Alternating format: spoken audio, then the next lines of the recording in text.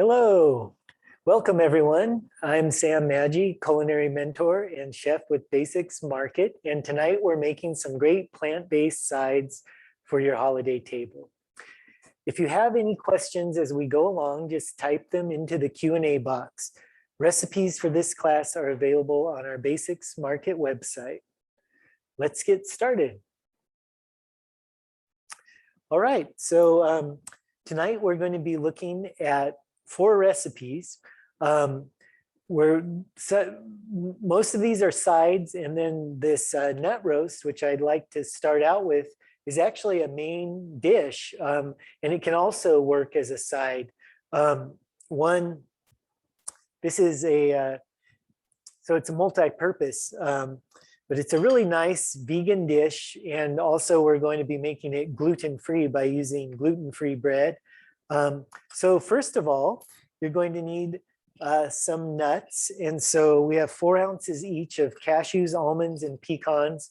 And you want to use raw nuts, raw whole nuts. And the raw nuts will bind up better than roasted nuts. Okay, so first of all, let's go ahead and we'll saute up our onions and garlic. So here I have 1 clove of garlic and 1 onion. I've minced the garlic and diced up the onion. Now I'm going to put some oil in this pot. And there's always that one thing I forget, but it's good to get it out of the way right away. There's the oil. So we're heating up some oil. And we're going to go ahead and saute up these mushrooms and I'm looking at mushrooms, these onions and garlic. Okay, and so we just want to get those kind of translucent or a little bit soft and clear.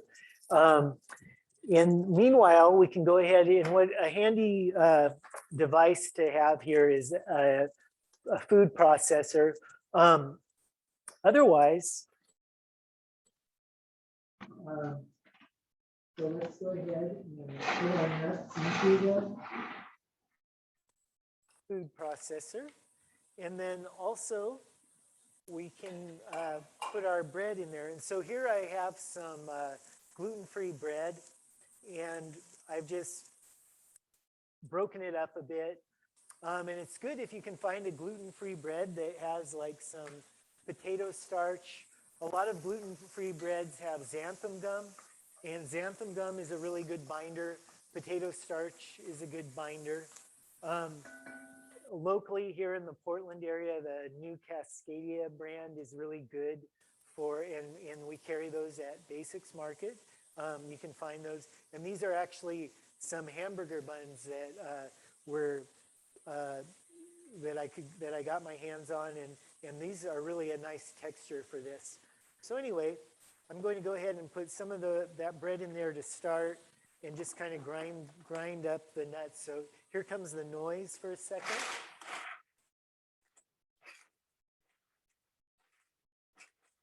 So we're just going to add more bread now that we can fit it in there.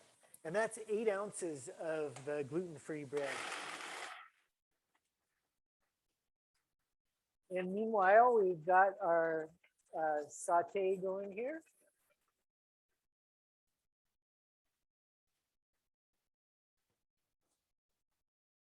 Yeah.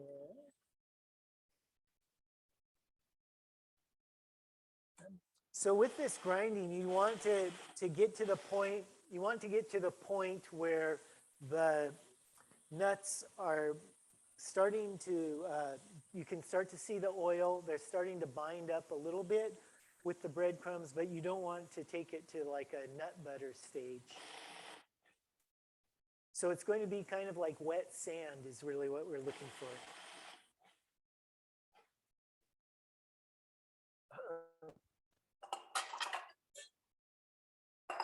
All right.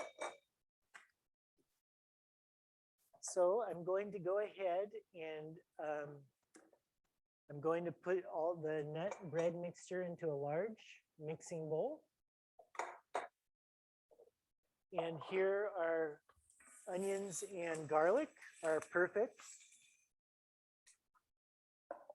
Go ahead and move this stuff off. I've got my mise en place here, and mise en place simply means everything in its place, and it's a good way to cook, especially like when you have multiple recipes going on, and you know, it's if you kind of get everything measured out ahead of time, it's a little easier to move through stuff. So I'm going to go ahead and mix in my onions and garlic.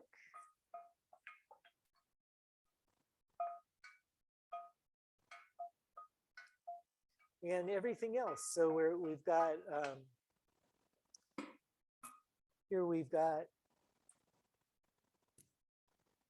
and actually, well, this is still warm. We're going to be making a vegan mushroom gravy to go along with our nut roast. So in the same pot, because I just had the garlic and onions in there, I'm going to go ahead and melt a little bit of vegan butter. And this is a really nice one. This is a Mykonos cashew butter, and I would recommend this as a vegan butter. It works really well, melts well, tastes great. And so again, we have some onions and garlic, and we're going to start. We're going to start with these, and also our mushrooms. And so this is the mushrooms just nicely sliced here. And once I'll slice up a couple in a second as well, but I just want to get this rolling because we have limited time. All right, so anyway, back to the nut roast. So I have the nuts and bread ground up. We've got our onions and garlic in there nicely sauteed. Now we're going to add the salt, pepper, and here I have some dried herbs. And the herbs here are thyme, rosemary, and sage. And you can use fresh herbs as well. You can see I have all these beautiful fresh herbs around. And, you know, if you don't have dried herbs and you have access to fresh herbs, feel free to use fresh herbs. You generally will use a little more, like for each teaspoon, I use like a tablespoon of fresh herbs, and they'll work great. Sometimes I write dried herbs into a recipe just because it's convenient, or but they're interchangeable to me, and fresh herbs are great. And then we have some nutritional yeast, which adds some nice flavor to this. And we'll give this stuff a stir. And you just want to mix all those spices and herbs around into the nut and bread mixture. And then you add some vegetable stock. And you can add that a little at a time. You want to really work it in and get everything nice and wet. And so what's going to happen is it'll start to bind together, and that's what you want. And so meanwhile, you have your oven preheating to 325 degrees. And I have here a loaf pan, which I've just oiled. And that's what I'm going to go ahead and go into. And so with this size pan and all that, this will take 45 minutes or so to bake at 325 degrees. So you can see how it's all nicely bound now. And then we're going to put it into the loaf pan and press it in there. Yes, we have a question, it looks like. Oh, thanks for the question. The question is, can you use other nuts besides the pecan, cashew, almond blend? And yes, you can use any nuts you like. You know, some nuts I feel lend themselves better to this than others, like I don't know if I'd go peanuts just because that's kind of a really strong flavor. Walnuts would be a really good choice. Hazelnuts would be great for this. But yeah, you use any nuts you've got. You can use more than 3 kinds of nuts. Just kind of want to keep in that ratio. And you can make, if you're not a gluten-free person, you can use regular breadcrumbs, and that would be good. Yeah, this recipe I developed from a recipe my grandmother used to make. My grandmother was the first vegetarian I had ever met, and she lived in London, and she was very inspired by a restaurant which still exists there, a chain of restaurants for vegetarians called Cranks. And Cranks does kind of a nut roast kind of deal, and she was inspired by that, and she came up with a recipe. And then my mother used to make it around holidays, and I was just talking to her, and she said we'd take this to events where there's turkey and everything else, and the nut roast would get eaten even by the people eating turkey and everything, and then the vegetarians would be like, hey, wait a minute, that was for us. But it does make a really nice side. It goes great with turkey, and it's standalone. It's a wonderful main dish. So for my grandmother's version was not vegan, and what I've done with this is made it vegan and gluten-free. So that's how it's sort of progressed through the generations. But the main thing here, I guess my point is, you can add and subtract from this. This is a great base recipe. You can add any sort of herbs you like, any sort of spices, really make it your own. And yeah, I think you'll have some fun with this. And it's wonderful with this mushroom gravy. So you can see the mushrooms are getting nice and soft here and coming together. So we'll go ahead and put this back to the oven, and then check in on a finished product in a little while. So with the mushroom gravy, again, you can use any mushrooms you like. Here I have cremini, and I also just brought in some beautiful local chanterelles, because these are in season right now, and you'll find these at the markets. And the chanterelles are really great in here. You just plain button mushrooms are good, any combination of mushrooms. So we've got our mushrooms there. A nice way to slice a mushroom is to just take off a slice, and then you get that, when we're talking about knife skills, we're always looking to get that flat edge. And then from here, utilizing your claw, you can really just slice through a mushroom fairly quickly. I mean, you don't go quicker than you feel comfortable, but safely, and get a nice slice. So that is a method for slicing a mushroom, just off there. And then I give it a spin and finish like that. Okay, and then so you can make fast work of slicing those mushrooms up. So here we can see we've got our mushrooms, onions, and garlic have some color to them. The mushrooms are nice and soft. So now we are going to go ahead and we are going to add our herbs. So here in the recipe I called for dried herbs, but as I said, I had all these beautiful fresh herbs, and I think fresh herbs are really nice in this gravy. They'll give you, and if you have the fresh herbs anyway, again, just use them across the board. One thing I like about holiday cooking is just this combination of herbs, the sage, the rosemary, the thyme, throughout everything, kind of tying everything together.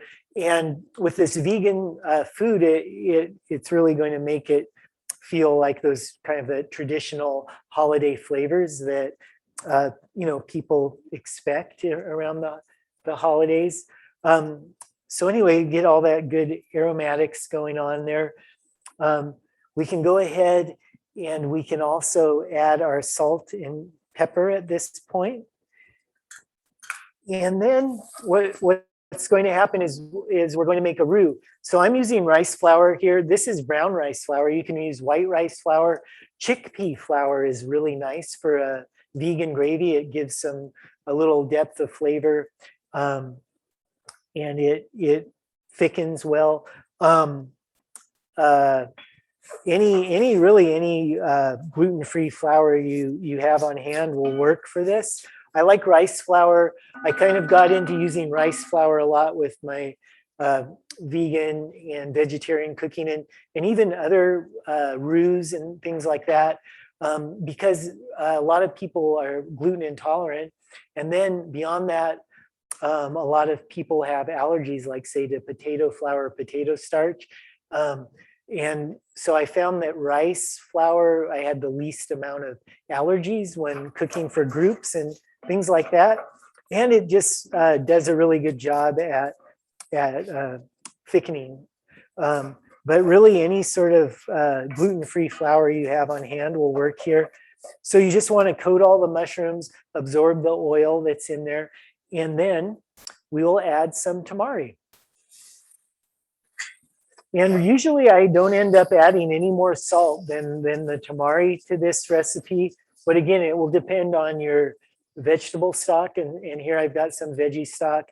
And if your veggie stock is a little saltier, like if you're using one of the, like a base or something and rehydrating it, those often have more sodium than the stuff like in the carton. And this is the carton stuff here. So again, or you're using a low sodium broth, it will, you might end up adding a pinch of salt. And again, make this your own. You can season it as you like. This is a nice sort of classic gravy seasoning here. So there's the gravy. And what I'm going to do is put it on the back burner, and we'll just let that simmer for a few minutes, and it'll thicken up for us. And put that back there.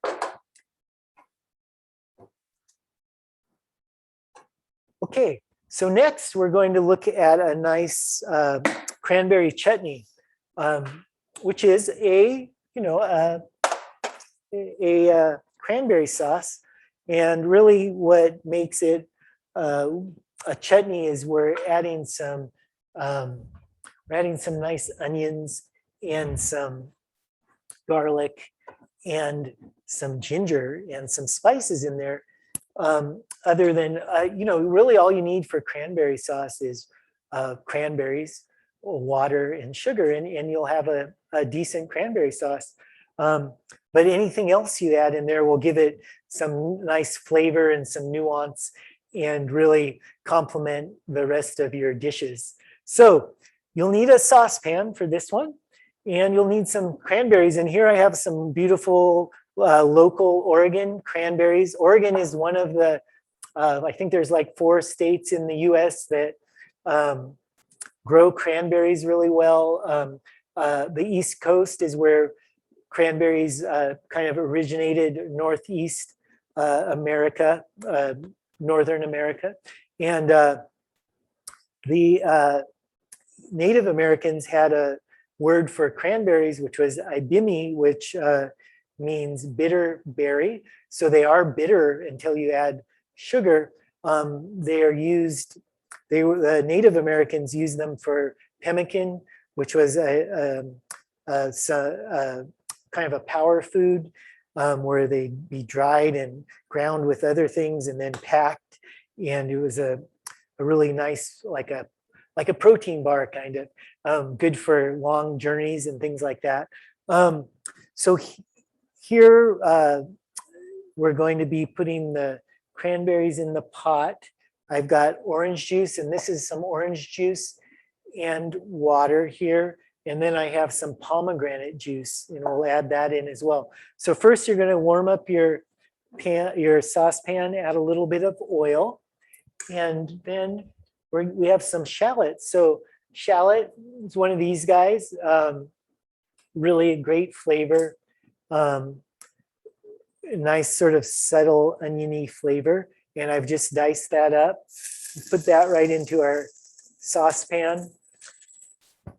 And then we'll just give that a little bit of a minute, 30 seconds to do its thing. And then I'm going to check on the gravy quickly.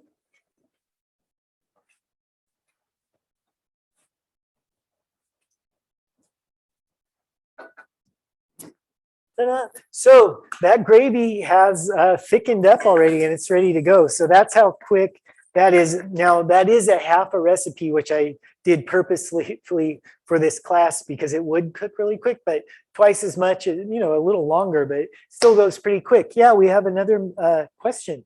I'd like to know more about shallots. Is it a small Shallots, it is a, let me go ahead and I'm going to put this ginger and garlic, add it to the shallots in the pan. As far as I know, and they are a type of onion, and they're like an onion. It's a root vegetable, or which has its stem come up like this. And I can tell you about the flavor of a shallot. It's a little sweeter than an onion, and it's just really nice for something like this where you don't necessarily want that sharp bite, but kind of a more subtle oniony flavor. Okay, so let's go ahead and now we can add everything else. We're going to go ahead and add this is where you would add your, if you're using, you can use port for this, port wine, and give it a nice little touch. I'm just using pomegranate, but we'll go ahead and add the pomegranate juice in there. And now we can add, I'm going to go ahead and add the cranberries. So those go in there. And then this is our orange juice and our water. Cranberries grow on a vine and they like to grow in a bog. And so often you'll see, like in advertisements and things like that, you'll see the cranberries floating on the water. And that just happens at harvest time. They flood the bog, which is kind of a sandy, marshy deal, and they'll flood it with the water. And then cranberries float because they have a little bit of an air pocket in them, and they'll float right up. So here I have the sugar, and I add that in. I have the cinnamon, allspice, and salt, and all that stuff goes in. And you just stir it up. And again, that's it. And now now it's up to time to finish it up. And we'll go for that. Now, cranberry vines, there's cranberry vines in the US which are over 150 years old. They have a really long lifespan. And we're lucky to have cranberries growing here in Oregon. And now is the season to grab some. So again, I'm going to now take this to the back burner, and we're going to look at mashed potatoes.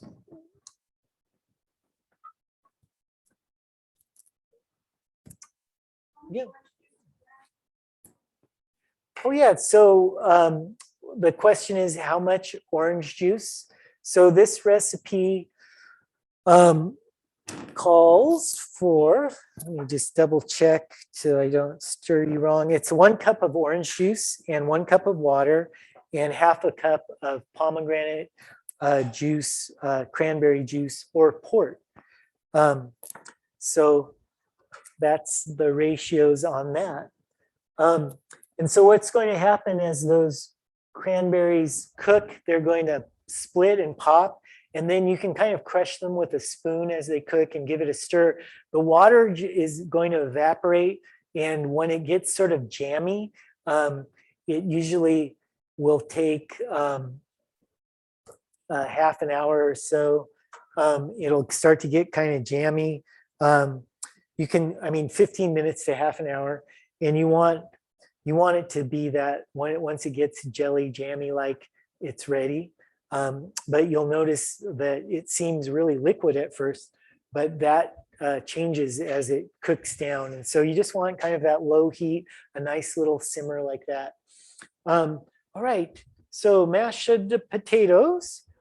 I've already cooked off, and again, for demonstration purposes, I'm doing half a batch. So if that doesn't look like a lot of potatoes, that's why. But what I've done here is I have just peeled and cubed the potato, and these are russets. You could use yellow potatoes if you prefer. There's two schools on the mashed potato, and you could even do a combo if you want. But I think sorry, excuse me. I think I'm a russet guy. I like the russets because they tend to be a little lighter and they fluff up nice, and I like that. So what I've got here is russets, and when you cook the potatoes, so you want all the pieces about equal size, and you put them in the pot cold, and then fill water to cover the potatoes. And what that does is it enables the potatoes to cook at an equal rate. So if you put potatoes in water that's already boiling, the outside will cook quicker than the inside. So you'll get the outside falling apart and the inside will still not be finished cooking. So now I've got my pot here, and I've got my potatoes in a big bowl. And so what I'm going to do is melt some more of this vegan, this is that cashew butter. It's so nice, right? I'm going to melt that, and I'm going to go ahead and add some garlic. So the deal with these potatoes is they are garlicky and they are herbaceous. We're going to add a lot of herbs to them, and again, I'm going to go a little overboard with the herbs here. I have the fresh herbs. I just picked these chives in the herb garden that's right outside this kitchen. Had beautiful chives to grab, fresh thyme and fresh rosemary. So that's what's going on there. So we're just going to let that butter and garlic cook for a moment, and then add our fresh herbs and get the butter infused with all that stuff. Now I have a bit of salt, and so we can go ahead and I'm going to hold off on that salt for a minute. So here's the soy milk. So if you're following along and you're noticing the recipe is calling for butter and milk, in any of these recipes, right, you can substitute vegan products. So we have the vegan butter, and here I'm using soy milk. I like soy milk for something like this because it's creamy. It has that texture of a dairy milk, but it won't impart a lot of flavor. But you could use any sort of non-dairy milk you like. It will work great. And so I'm putting the milk right into the pot, and the recipe doesn't say to do that, but I find when I'm doing mashed potatoes, I like to warm up all the liquid, and that way it will, I think it helps with the texture generally, but mostly it helps just keep everything nice and warm. Okay, so we're just going to bring this up to a little bit of a simmer, and then this is a potato masher, and this is one way you can go about mashing up your potatoes. We're going to go ahead and add our hot mixture in there, and you can use the potato masher, and that's okay. And it's pretty good, right? But I really like a whisk, and I'll tell you why. I just feel it's faster, and also you have a lot of it kind of whips the air into the potatoes. and it gets them nice and aerated. And you know what else a whisk is good for is guacamole. That is a trick I learned. I was standing in line at a grocery store and I read the front of a cooking magazine. And I learned, it said use a whisk for guacamole. And the next time I made guacamole, I did it, and I was like revolutionary. It's great. And the same with the mashed potatoes. It works really wonderfully. And really the best way to do this, which I didn't do, is to go in a little bit at a time, just in case you have too much liquid for your potatoes. It looks like we're in pretty good shape here. I might have held off on a little bit of that liquid just because, like I said, I kind of like a dry, fluffy potato. But if you like a nice, creamy potato, this is for you. Yes, a question.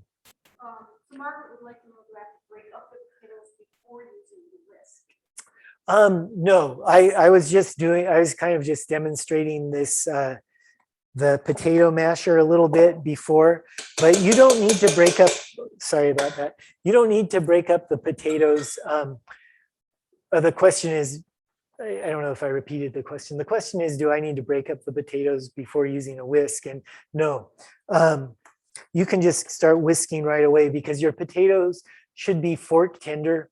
And so you'll want to boil the potatoes until you can really just poke a fork through them, or a butter knife just goes right through them. You don't want them to that point where they're disintegrating, but they should be soft enough that when you hit it with the whisk, they're good to go. So yes, another question. Yes, so you'll see in our recipe, we call for 1.5 teaspoons of salt. And so you're going to go ahead and put a 1/2 teaspoon of salt in with the potatoes, and then the remainder of the salt can go into the mixture at the end. And again, you can go slow in with the salt. Depending, everyone has a different salt threshold. So depending on what you like, this is a good basic formula though. Yes. A question, can you make these in advance and reheat them? Yes, if you do make these in advance, and then I should plate these up, or maybe here's a bowl. So yeah, let's just do this. So let's say you can. Well, here's the problem with a whisk, right? there's that, but here, I think I can solve it. You get, that's the downside of whisking. It's like a prison for the potatoes. But anyway, yes, you can put these in like a nice little pan that can go into the oven and reheat them gently covered, and you can just store them in your refrigerator.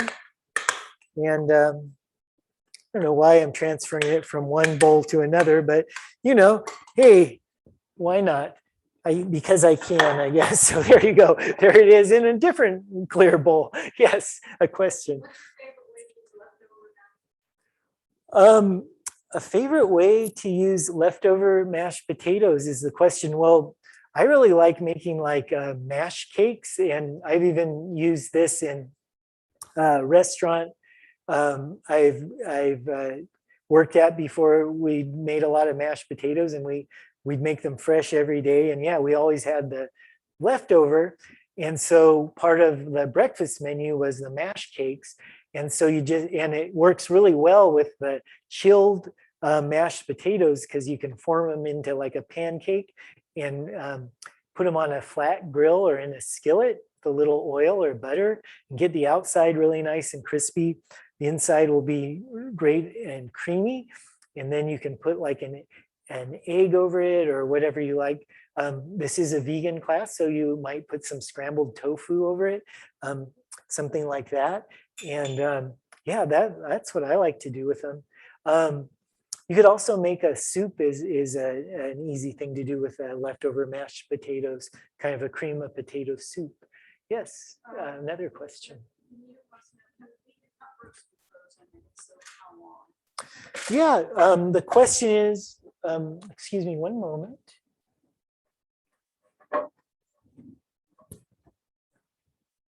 I'm sorry.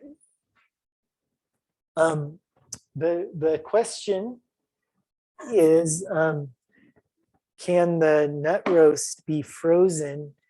And if so, for how long? And yes, it can be frozen.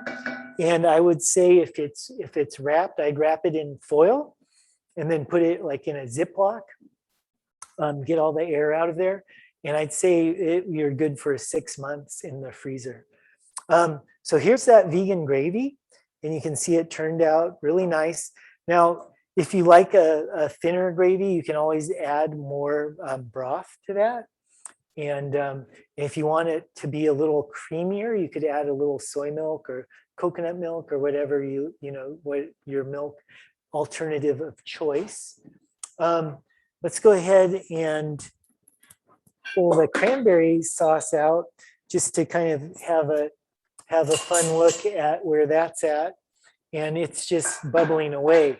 So it's got a few more minutes. Now, let's do a little plating, I think, right? So we've got some components here. We've got our gravy, and we've got the potatoes, and we've got a nut roast done. And this is some cranberry sauce I made just before class this afternoon, and you can see how beautifully it's set up. So pretty, right? The cranberry sauce. So here's all our beautiful components to the meal. We're just missing the nut roast. And here it is. And again, I just had baked this off previously. Exact same recipe though, and it's ready to roll. So what I am going to do is serve this. So when the nut roast is finished cooking, you just let it cool for a couple minutes, and then you can pop it out. And you should have something like this. Now, you can chill this. You could make this ahead of time and warm it for your dinner or lunch or brunch or whatever you're doing, and then serve it. So we're going to go ahead and slice it. It's really like a nice loaf. Yes, a question. Margaret wants to mention the cauliflower mashed potatoes size it tastes like for her kids. Oh boy. Well, the question is, can you do a cauliflower mash, and how would you disguise that to taste like potatoes for the children? Well, in my household, my kids would prefer the cauliflower. My kids are the opposite. They don't really like potatoes, but they love cauliflower. I probably cook 5 or 6 heads of cauliflower a week in one way or another. So they'd be like, oh, this is great. Mashed cauliflower, excellent. But what you could do, I think if you just kind of follow the recipe like this, you'd probably use a little less of the,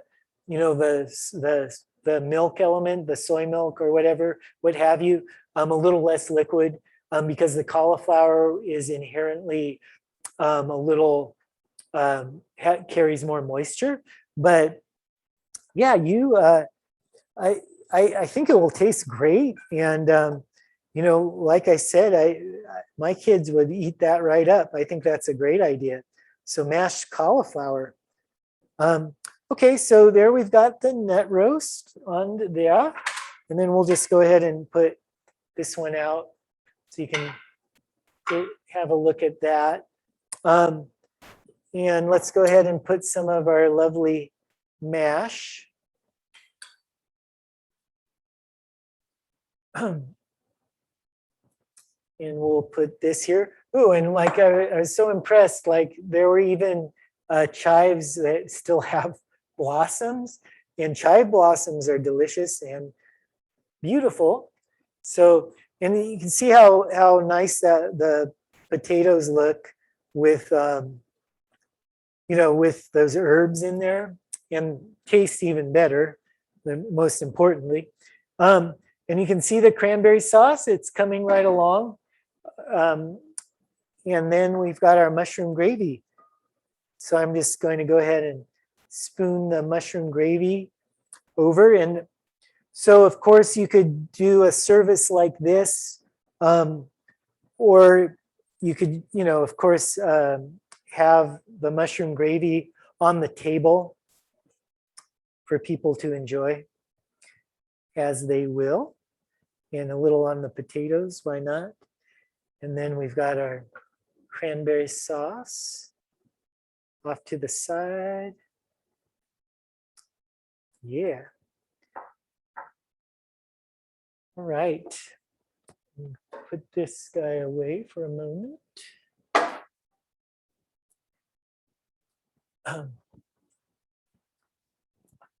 Okay, so there it is, a vegan Thanksgiving. We have our vegan nut roast, which can be a main for vegetarian, vegan guests, and or a side as well. It's delicious as sort of a really substantial kind of dressing, complementary to all the other holiday foods. You have your garlic herb mashed potatoes, this lovely vegan mushroom gravy, and our cranberry chutney. And I think it looks really good. I'm going to grab a fork.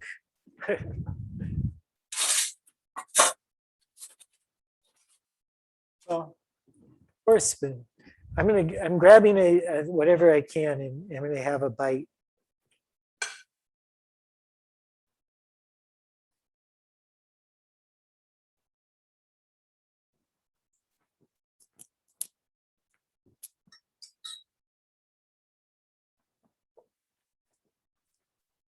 It's fabulous. A really nice holiday treat, or really anytime you want a good savory vegan meal, this is a nice way to go. So please visit our website at basicsmarket.com for more recipes, cooking classes. We're recording these classes and putting them up for you to view. And we've got recipes that go with the classes that you can look at all the recipes on the website, and then come into the markets and find really beautiful recipe cards that we give away like this, and pick some recipe cards up, pick up some ingredients. We have more online classes coming up. December 1st is our next class, and it's a nutrition class about oats. And then we're kind of getting towards the Christmas deal. We're going to be looking at some rib roast, Yorkshire pudding, cheesecake, and more things beyond that. So please keep coming to these classes and keep cooking, main thing. And along those lines, happy cooking.